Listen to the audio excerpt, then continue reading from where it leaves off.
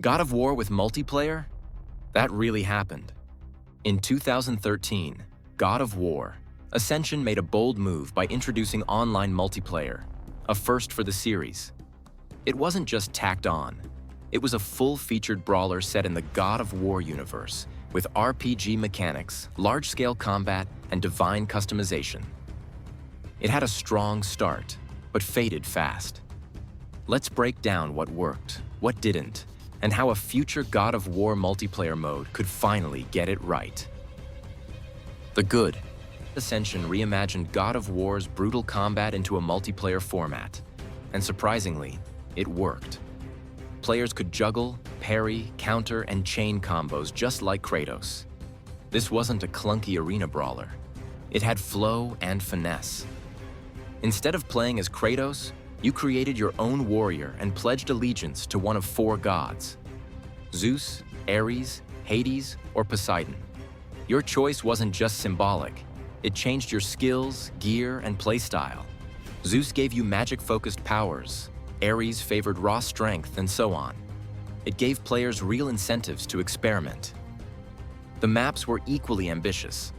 Some featured cinematic events like a giant cyclops smashing the arena mid-match. Others had deadly traps that shifted the battle's pace. It made fights feel epic and uniquely God of War. Customization was deep. You could tailor your warrior's armor, weapons, and magic loadouts. Every win felt like progress, and your build reflected your playstyle. Modes like Favor of the Gods went beyond deathmatch, introducing objective-based teamwork with strategic layers. It wasn't perfect, but it wasn't lazy either. The bad. Unfortunately, Ascension didn't have staying power. First up, balance issues. Some god abilities and gear combinations were overpowered.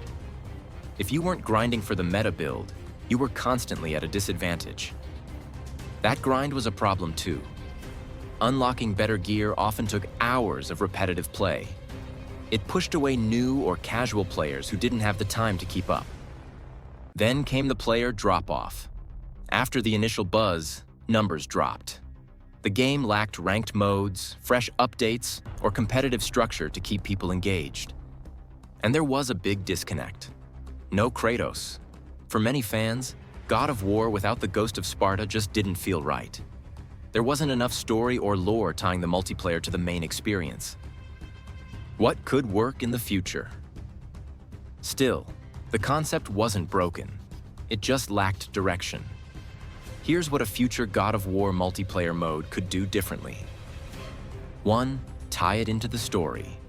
Let players be Einherjar warriors training in Valhalla, or champions preparing for Ragnarok. Connect it directly to the mythos. 2. Balance the gameplay.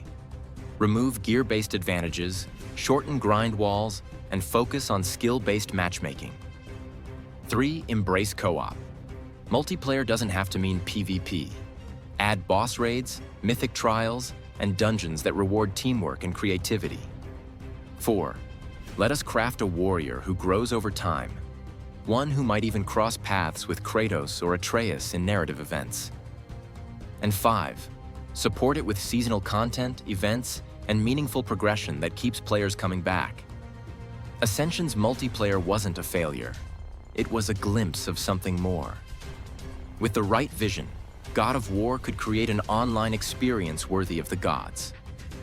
Would you play it? Let us know in the comments, like, and subscribe for more gaming deep dives. Thanks for watching.